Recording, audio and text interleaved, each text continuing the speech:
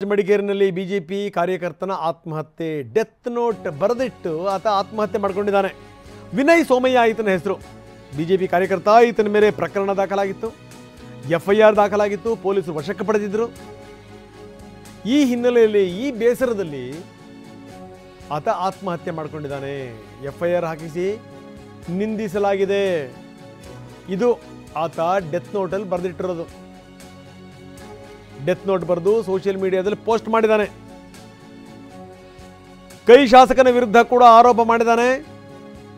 ಪೊನ್ನಣ್ಣನ ವಿರುದ್ಧ, ನನ್ನ ಸಾವಿಗೆ ಪೊನ್ನಣ್ಣ ಮತ್ತೆ ಪೊನ್ನಣ್ಣನ ಆಪ್ತ ತೆನ್ನೀರ ಅವರ ಕೈವಾಡ ಇದೆ ಅನ್ನೋ ರೀತಿಯಲ್ಲಿ ಈತ ಡೆತ್ ನೋಟ್ ಬರೆದಿಟ್ಟಿದ್ದಾನೆ. ನಾವು ತೋರಿಸ್ತಾ ಇದ್ದೀವಿ. ವಿನಯ್ ಸೋಮಯ್ಯ ನೋಡಿ, ಈ ನನಗೆ ಭಾಳ ಆಶ್ಚರ್ಯ ಆಗುವಂಥದ್ದು ಇಂಥವ್ರು ಹೆಂಗೆ ಆತ್ಮಹತ್ಯೆ ಮಾಡ್ಕೋತಾರೆ ಅಂತ. ನೋಡೋಕ್ಕೆ ಸ್ಮಾರ್ಟ್ ಇದ್ದಾನೆ, ಬುದ್ಧಿವಂತ ಅಂತ ಅನ್ನಿಸ್ತಾನೆ. ಈತ ಏನೋ ಒಂದು ಪೋಸ್ಟ್ ಹಾಕಿದ್ದ.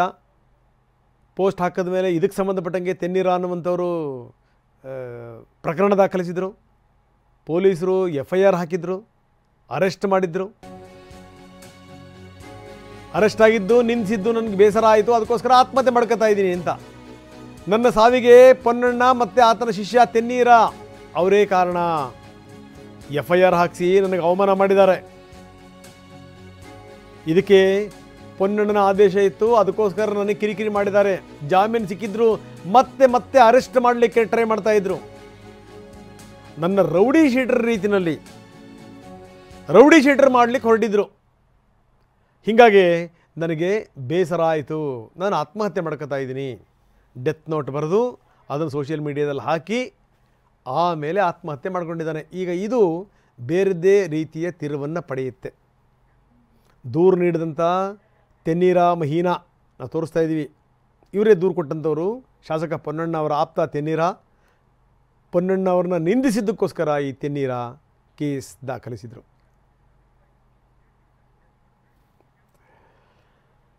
ಬನ್ನಿ, ಹಾಗಾದರೆ ಈತ ಡೆತ್ ನೋಟ್ನಲ್ಲಿ ಏನೇನು ಬರೆದಿಟ್ಟಿದ್ದಾನೆ, ಯಾರ್ಯಾರ ಹೆಸರು ಬರೆದಿದ್ದಾನೆ, ಏನು ಕಾರಣ ಸಾಯಲಿಕ್ಕೆ ಅಂತ ಬರೆದಿದ್ದಾನೆ ನೋಡೋಣ. ಎಲ್ಲರಿಗೂ ನನ್ನ ಕೊನೆಯ ನಮಸ್ತೆ. ನಾನು ವಿನಯ್ KS. 2 ತಿಂಗಳಿನಿಂದ ನನ್ನ ಮನಸ್ಸೇ ಹತೋಟಿಗೆ ಬರುತ್ತಿಲ್ಲ. ಯಾರೋ ಒಬ್ಬರು ಕೊಡಗಿನ ಸಮಸ್ಯೆಗಳು ಮತ್ತು ಸಲಹೆ ಸೂಚನೆಗಳು ವಾಟ್ಸಪ್ ಗ್ರೂಪ್ನಲ್ಲಿ ಹಾಕಿದ ವಾಟ್ಸಪ್ ಮೆಸೇಜ್ಗೆ ಅಡ್ಮಿನ್ ಆದ ನಮ್ಮನ್ನ ಹೊಣೆ ಮಾಡಿ ರಾಜಕೀಯ ಪ್ರೇರಿತ ಎಫ್ಐಆರ್ ಹಾಕಿ ಸಮಾಜಕ್ಕೆ ನಮ್ಮನ್ನ ಕಿಡಿಗೇಡಿಗಳು ಅಂತ ಪರಿಚಯಿಸಿ ರಾಜಕೀಯ ದ್ವೇಷಕ್ಕೆ ನಮ್ಮ ಜೀವನದ ಜೊತೆ ಆಟ ಆಡಿದ ತನ್ನೇರ ಮಹೇನಾ ಅವರು ನನ್ನ ಸಾವಿಗೆ ನೇರ ಹೊಣೆ.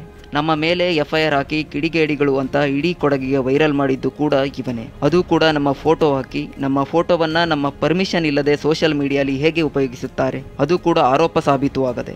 ಅದನ್ನ ನೋಡಿದ ನಮ್ಮ ಮನೆಯವರು ಹಾಗೂ ಸಂಬಂಧಿಕರಿಗೆ ಹೇಗೆ ಅನ್ನಿಸಿರಬಹುದು ಅಂತ ನೀವೇ ಊಹಿಸಿಕೊಳ್ಳಿ. ಎಫ್ಐಆರ್ ಆದ ದಿನದಿಂದ ಜಾಮೀನು ಸಿಗುವ ತನಕ ನಾನು ನನ್ನ ಅಮ್ಮನ ಜೊತೆ ಮಾತಾಡಿಲ್ಲ. ಈ ತೆನ್ನೇರ ಮಹೇನಾ ಕಾರಣಕ್ಕಾಗಿ ಜೀವ ಕಳೆದುಕೊಳ್ಳುತ್ತಿರುವ ವ್ಯಕ್ತಿ ನಾನು ಮೊದಲಿಗನಲ್ಲ. ಅವರನ್ನೇ ಕೇಳಿ.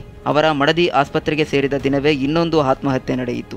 ಆ ಆತ್ಮಹತ್ಯೆಗೆ ತೆನ್ನೇರ ಹಾಗೂ ಅವನ ಮಡದಿಗೆ ಏನು ಸಂಬಂಧ ಅಂತ ತನಿಖೆ ಆಗಬೇಕು. ಸಂಬಂಧಪಟ್ಟ ಅಧಿಕಾರಿಗಳು ಆ ಆತ್ಮಹತ್ಯೆಯ ತನಿಖೆ ಮಾಡಿಸಿ ಅಪರಾಧಿಗಳಿಗೆ ಶಿಕ್ಷೆಯಾಗಬೇಕು. ಆ ಗ್ರೂಪ್ನಲ್ಲಿ ಇರುವ ಯಾರನ್ನ ಬೇಕಾದರೂ ಕೇಳಿ. ನನ್ನ ಒಂದು ಮೆಸೇಜ್ ಕೂಡ ಯಾರ ತೇಜೋವಧೆ ಮಾಡುವ ಹಾಗೆ ಇರಲಿಲ್ಲ. ನಾವು ಅಭಿವೃದ್ಧಿ ಬಗ್ಗೆ ಪ್ರಶ್ನಿಸಿದ್ದಕ್ಕಾಗಿ ಕೆಲವು ರಾಜಕೀಯ ವಿರೋಧಿಗಳು ಷಡ್ಯಂತ್ರ ಮಾಡಿ ನನ್ನ ಮೇಲೆ ಎಫ್ಐಆರ್ ಹಾಕಿದರು. ನಂತರ ಜಾಮೀನು ಸಿಕ್ಕಿದ ನಂತರ ಕೂಡ ನನ್ನ ಸೋದರ ಸಂಬಂಧಿ ಹಾಗೂ ಸ್ನೇಹಿತರಿಗೆ ಕಾಲ್ ಮಾಡಿ ಅವರ ಮನೆಗೆ ಮಡಿಕೇರಿ ಪೊಲೀಸ್ನವರು ಹೋಗಿ ನನ್ನ ಅರೆಸ್ಟ್ ಮಾಡಲು ಹುಡುಕಾಟ ನಡೆಸಿದರು. ಶುಕ್ರವಾರ ಜಾಮೀನು ಸಿಕ್ಕಿದರೂ ಕೂಡ ಶನಿವಾರ ನನ್ನ ಸ್ನೇಹಿತನ ಮನೆಗೆ ಹೋಗಿ ನನ್ನ ಬಗ್ಗೆ ವಿಚಾರಿಸುವ ಅವಶ್ಯಕತೆ ಏನಿತ್ತು? ಇದೆಲ್ಲ ವಿರಾಜಪೇಟೆಯ MLA ಆದ ಪೊನ್ನಣ್ಣನ ಆದೇಶ ಅಂತ ಸ್ವಂತ ಮಡಿಕೇರಿಯ ಒಬ್ಬ ಪೊಲೀಸ್ ಪೇದೆ ಹೇಳಿದರು.